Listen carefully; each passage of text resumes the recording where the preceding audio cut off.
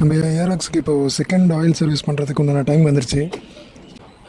2700 kilometre ஓடி இருக்குது. வண்டி ஃபஸ்ட்டு சர்வீஸு நான் 1000 கிலோமீட்டரில் பண்ணும்போது இன்னும் ஒரே ஒரு டிஃப்ரென்ஸ் இருந்துச்சுன்னா, இந்த வண்டி வாங்கும்போது பார்த்திங்கன்னா நமக்கு கொஞ்சம் இப்போ இருக்கிறத விட பவர் கொஞ்சம் அதிகமாக இருந்த மாதிரி ஒரு ஃபீல் இருந்துச்சு. அதனால தான் இப்போது சரி எமாவோட இன்ஜின் ஆயிலே யூஸ் பண்ணலான்னு சொல்லிட்டு ஒரு தடவை இப்போ ட்ரை பண்ணி பார்க்கலான்ட்டு. ஃபஸ்ட்டு நான் வந்து என்ன பண்ணேன்னா, மோட்டல் 7100 10W40 தான் நான் இதில் ஊற்றினேன். ஆக்சுவலாக ஸ்கூட்டருக்கு பார்த்தோன்னா எம்பி அப்படின்னு வரணும். ஸோ அதுதான் வந்து ஸ்கூட்டருக்கு சப்போர்ட் பண்ணும். ஆனால் இதில் வந்து எம்ஏ தான் இருக்குது. எம்ஏனா வந்து வெட் கிளச்சு கியர்லாம் இருக்கிற மாதிரி பைக் இருக்குது இல்லையா, அதுக்கு வெட் கிளச்சுக்கு இந்த ஆயில் வந்து என்ன ஒன்று க்ரிப் கொடுக்கும். ஸோ எம்ஏ2ன்றது வந்து இன்னும் நல்லா க்ரிப் கொடுக்கும். அதுதான் வந்து மோட்டோலோட 7100. ஸோ அதனால் வந்து நமக்கு பிக்கப் கொஞ்சம் லாஸ் ஆச்சா அப்படின்னு தெரியல. அதுக்காக நான் என்ன பண்ணேன்னா, உடனே கேஸ்ட்ராலில் எம்பி அப்படின்ற மாதிரி ஃபுல்லி சிந்தட்டிக் ஆயில் வாங்கி ஊற்றிட்டேன். ஸோ ஆனால் 800 ml தான் வரும். இந்த வண்டிக்கு 900 ml. ஸ்கூட்டர்னாவே 800 600 இந்த மாதிரி தான் வருன்றதுனால 800க்கு மேலே வந்து ஆயில் இருக்காது.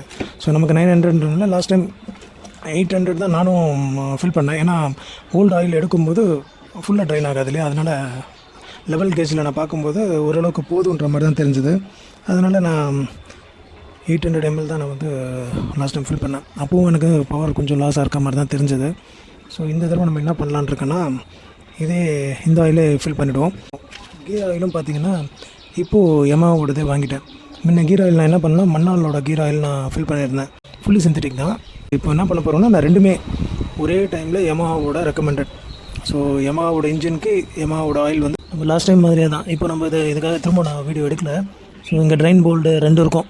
ஒன்று டஸ்ட்டு ஃபில்டர் பண்ணுறதுக்கு ஒரு கேப்போடு இருக்கும். ஒன்று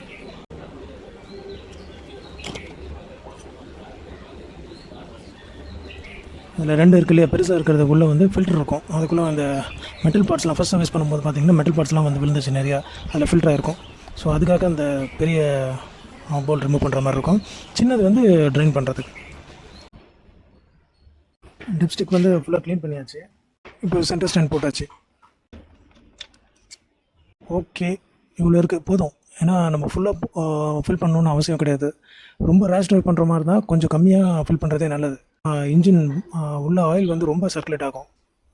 நார்மலாக ட்ரைவ் பண்ணுறவங்களுக்கு ஃபுல்லாக ஃபில் பண்ணலாம். அவங்க 5000 கிலோமீட்டர் கூட ட்ரைவ் பண்ணுவாங்க, பொறுமையாக ஓட்டுவாங்க. ஸோ ரேஷ் ட்ரைவ் பண்ணும்போது நம்ம ஃபுல்லாகவும் ஃபில் பண்ணக்கூடாது. அட் த சேம் டைம் நம்ம சீக்கிரமாகவும் சேஞ்ச் பண்ணிடணும்.